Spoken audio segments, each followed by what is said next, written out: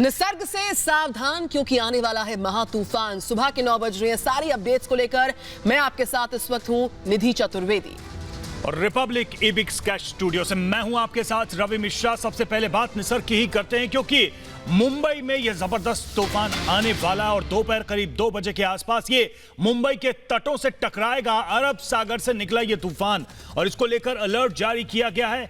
मुंबई में आज दस्तक देगा। अलीबाग में तेज बारिश और हवा चल रही है अभी से और 100 साल बाद, करीब 100 साल बाद मुंबई पर ऐसा खतरा मंडराता नजर आ रहा है। तो देश का जो पश्चिमी तट है वहां से टकरा सकता है निसर्ग और जिस तरीके का खतरा है इसी के तहत अलर्ट के मद्देनजर चाहे आर्मी हो, नेवी हो और एनडीआरएफ की तमाम टीम्स जो है जगह जगह पर मुस्तैदी के साथ तैनात हैं। 100 साल के बाद ये महा तूफान जो है मुंबई में दस्तक देता हुआ, इस महा तूफान से जुड़ी एक खास रिपोर्ट आप देखिए।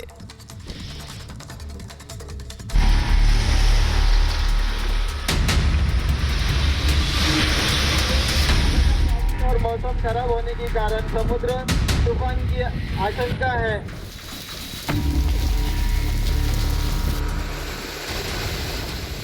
देश पर एक बार फिर महा तूफान का खतरा मंडरा रहा है।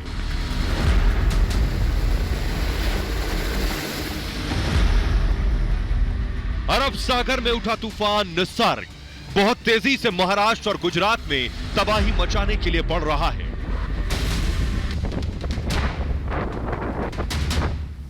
अगले कुछ ही घंटों में यह महा तूफान विकराल रूप लेने वाला है। निसर्ग तूफान के बारे में कहा जा रहा है कि करीब 100 साल बाद ऐसा होने वाला है जब मुंबई पर तूफान का इतना बड़ा खतरा मंडरा रहा है। मौसम विभाग के साइक्लोन ई एटलस के मुताबिक 1891 के बाद पहली बार अरब सागर में महाराष्ट्र के तटीय इलाके के आसपास समुद्री तूफान के हालात बन रहे हैं। भारतीय मौसम विभाग की ओर से जो अलर्ट साइक्लोन निसर्ग को देखकर दी गई थी, खास तौर पर महाराष्ट्र में जो जिस तरीके से कई जैसे फिर चाहे मुंबई हो, पालघर हो, थाने, इन जगह को रेड अलर्ट के तौर पर जो चेतावनी दी गई थी, अब उसका असर कहीं ना कहीं पर दिखता हुआ नजर आ रहा है। बारिश जो है वो मुंबई में जहां पर हम मौजूद है, फिलहाल तस्वीरें हम आपको वोली सी फेस के दिखा रहे हैं। जो प्रभाव है पानी का, हाई टाइड दिखाई देता हुआ नजर आ रहा है। फिलहाल एनडीआरएफ टीम की ओर से अब 15 टीम जो है वो महाराष्ट्र में डिप्लॉय की गई है। 15 से ज़्यादा जो है कुछ वहाँ पर स्टैंड बाई में भी रखी गई है और खुद मुंबई में 5 से 6 एनडीआरएफ की टीम जो है तैनात कर दी गई है। सभी लोगों को एक कहीं ना कहीं पर एक अलर्ट मैसेज दी गई है कि वो अपने घरों से बाहर ना निकले। ये तूफान जब समंदर के तट से टकराएगा तब ये कितना भयानक होगा, इसका अंदाजा आप इस बात से लगा सकते हैं कि उस दौरान इस चक्रवाती तूफान के साथ 100 से लेकर 120 किलोमीटर प्रति घंटे की रफ्तार से हवाएं चल सकती हैं। मौसम विभाग का कहना है कि समुद्री तूफान में 2 मीटर से ज्यादा ऊंची लहरें उठ सकती हैं। महाराष्ट्र के तमाम जिलों में तूफान की आहट साफ साफ सुनाई दे रही है।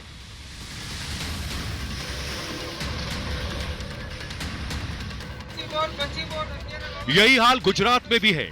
समंदर के किनारे वाले गुजरात के कई शहरों पर निसर्ग तूफान तबाही मचा सकता है।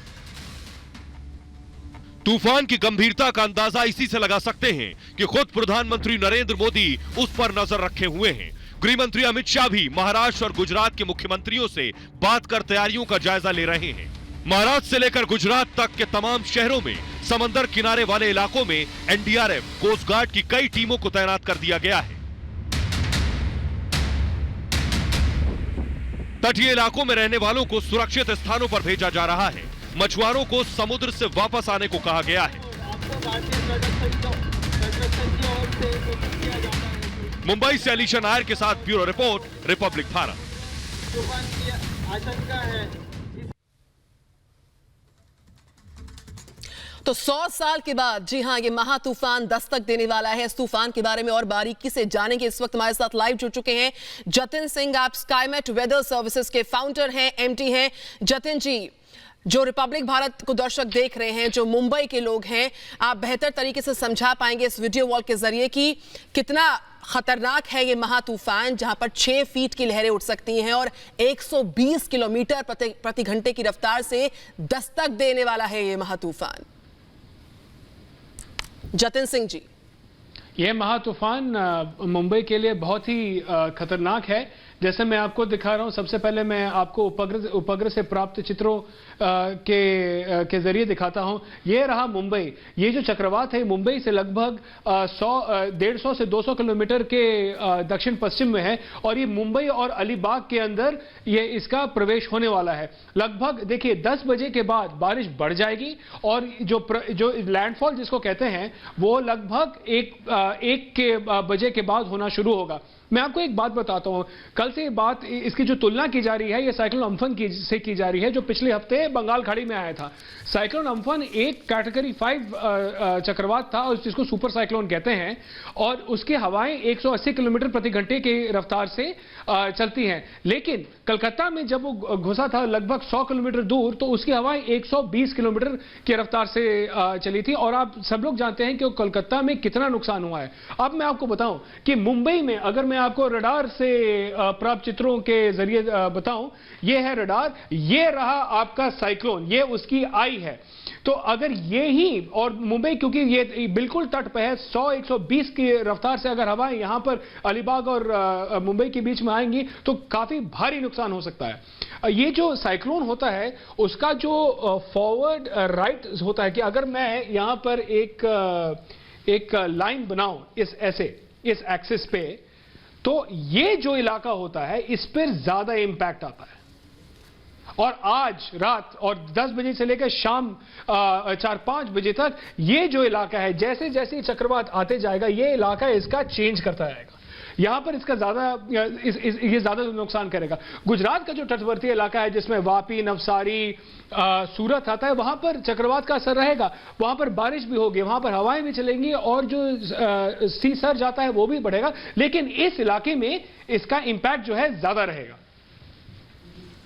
जी बिल्कुल जतिन जी, हम आपसे ये भी जानना चाहेंगे, जो चीज़ आप बता रहे हैं, जैसा आपने बताया कि मुंबई के किन किन इलाकों को ये हिट करेगा, कहां कहां सबसे ज़्यादा प्रभाव डालेगा, लेकिन ऐसे समय में क्या सावधानी रखी जानी चाहिए?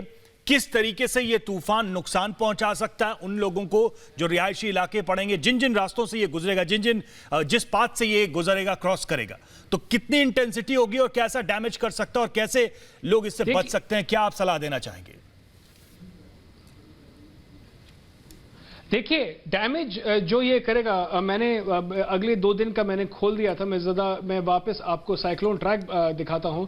ये जो डैमेज करेगा, देखिए बंबई जो है और ये जो इलाका है यहां पर बारिश से लोग आती हैं। हर मानसून में 3 से 4 दिन ऐसे आते हैं जहां एक दिन में कुछ घंटों में ही 200 ट्रिपल डिजिट, मतलब कि 100 और 200 और कम से कम कभी कभी तो 300 मिलीमीटर बारिश हो जाती है।